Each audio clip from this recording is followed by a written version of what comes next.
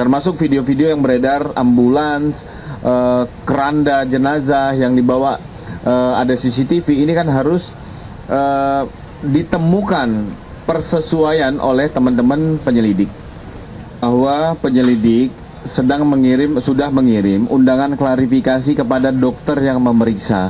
Makanya nanti akan didalami dulu proses tersebut.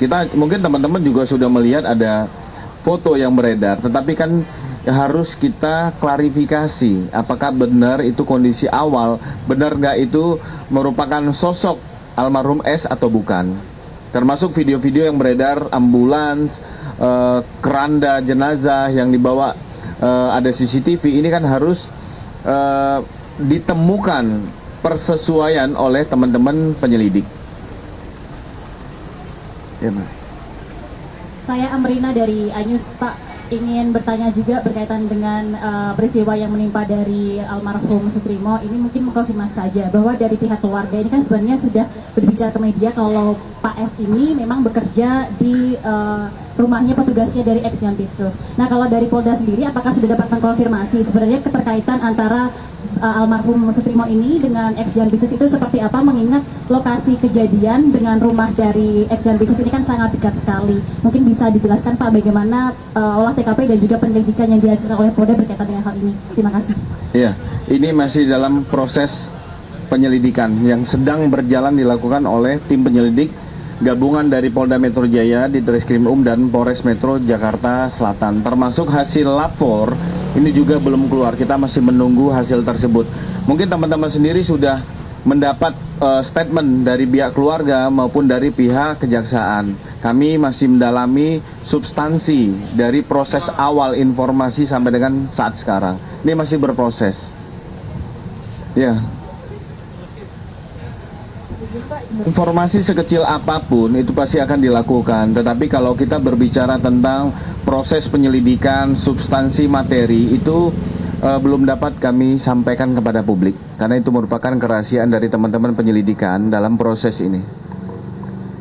Tadi di dalam itu Pak FA sempat membahas juga nggak, atau mungkin udah mendengar kabar kalau Karungga di rumah Pak FA itu istilah itu meninggal dunia.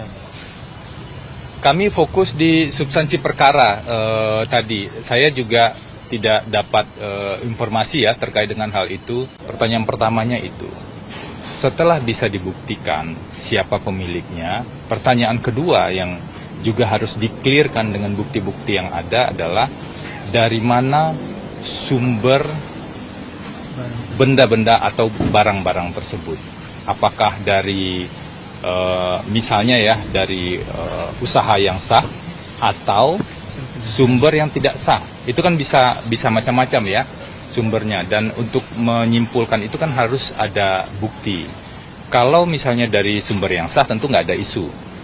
Tapi kalau dari sumber yang tidak sah misalnya atau dari hasil kejahatan, menjadi pertanyaan juga, itu hasil kejahatan apa? Jadi poin utamanya adalah ada begitu banyak wilayah yang abu-abu, wilayah yang samar secara hukum saat ini yang belum clear. Tentu ini dari pandangan kami ya. Nah, wilayah yang samar-samar dan wilayah yang abu-abu inilah yang seharusnya bisa diklirkan dengan bukti-bukti yang ada. Itu kewenangan dari penyidik di Kejaksaan Agung. Kami menghormati kewenangan tim penyidik Kejaksaan Agung tersebut. Apalagi sebenarnya kalau dilihat dari track recordnya, tim 9 ini kan recordnya positif nih. Selama sebelumnya mereka di penuntutan beberapa kasus-kasus yang cukup besar dan menarik perhatian publik.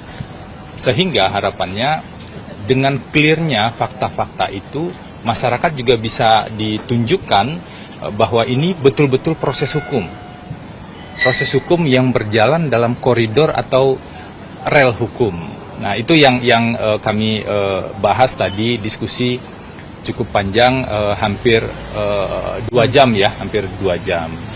Tadi karena ada teman-teman wartawan juga tanya, Pak FA sarapan apa tadi pagi? Nah, saya sempat tanya juga tadi sarapan pagi itu bareng dengan para tahanan lain ya. Tahanan lain kan ada sejumlah tahanan di KPK, ada apa tadi, bihun, ada telur ceplok, bihun sama nasi putih sama ya teh begitu ya. Dan itu perlakuannya sama dengan yang lain. Kita tahu betul kalau di KPK memang rutannya standarnya seperti itu ya, nggak ada perlakuan khusus untuk satu pihak atau pihak yang lainnya. Mungkin itu yang bisa disampaikan, silakan kalau ada pertanyaan. Ini predikatnya dari penjelasan dengan klien Anda itu apa? Yang pertama, yang kedua, menurut penyampaian Pak FA, barang-barang itu, emas dan duit itu milik siapa? Yang ketiga, apakah dalam diskusi tadi sudah ada perbincangan perlawanan hukum pra peradilan?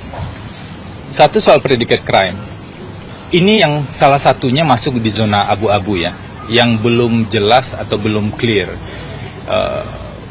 Pak FA ini kan punya pengalaman panjang, mulai dari level paling bawah di penanganan perkara begitu ya, sampai pada sebagai jampitsus itu pengalamannya kan panjang ya, bukan 1-2 tahun, mungkin lebih dari 10 tahun begitu ya, lebih sekitar 15 tahun, dan itu pengalaman yang panjang sehingga beliau paham betul kalau meningkatkan status seseorang sebagai tersangka di indikasi tindak pidana pencucian uang, maka harus clear terlebih dahulu apa predicate crime-nya. Kenapa ini penting? Kalau predicate crime-nya tindak pidana korupsi, nanti sidangnya di pengadilan tipikor. Tapi kalau predicate crime-nya tindak pidana yang lain, nggak mungkin dibawa ke pengadilan tipikor. Undang-Undang 8 tahun 2010 itu mengatur ada 25 jenis predicate crime. Ditambah satunya ini ancaman pidana yang 4 tahun lebih. Nah, ini kan harus clear, predicate crime-nya itu apa dan perbuatan yang mana. Ini juga jadi poin bagi kami untuk didalami lebih lanjut, karena belum jelasnya predicate crime dalam tindak pidana pencucian uang ini.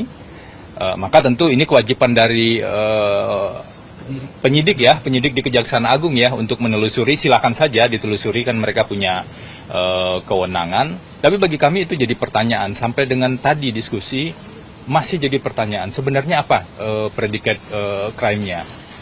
Pertanyaan ini menjadi relevan kalau kita hubungkan dengan Kejaksaan Agung baru menerbitkan 3 sprindik. 3 sprindik plus 1 penetapan tersangka.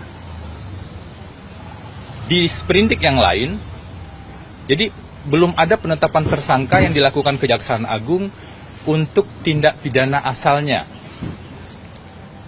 Makanya wajar jadi pertanyaan, ini tindak pidana asalnya di mana? 3 sprindik yang lain, selain penetapan tersangka Jumat kemarin, itu masih sprindik yang sifatnya umum. Nah, pertanyaannya, apakah bisa sprindik umum menjadi predicate crime untuk menetapkan seseorang jadi tersangka di tindak pidana pencucian uang? Jadi bagi kami secara hukum begitu banyak pertanyaan-pertanyaan yang jawabannya tidak jelas. Mulai dari isu kepemilikan, asal-usul dari barang-barang tersebut, predicate crime-nya, 2 alat bukti minimal untuk penetapan tersangka, termasuk alasan penahanan. Itu juga tidak begitu jelas. Tapi tadi, ini menjawab pertanyaan kedua, kami memang masih fokus diskusi pada substansinya saja. Belum ada informasi tentang misalnya rencana pemeriksaan berikutnya, kapan, itu kami tunggu saja informasi dari Kejaksaan Agung gitu. Dan kami juga belum sampai pada pembahasan mau lakukan langkah berikutnya seperti apa. Jadi masih fokus pada substansi-substansi dan perkembangan yang ada. Mungkin itu. Okay. Subscribe, share, like, and comment. Subscribe, share, like, and comment. Subscribe, share, like, and comment. Subscribe, share, like, and comment. Subscribe, share, like, and comment.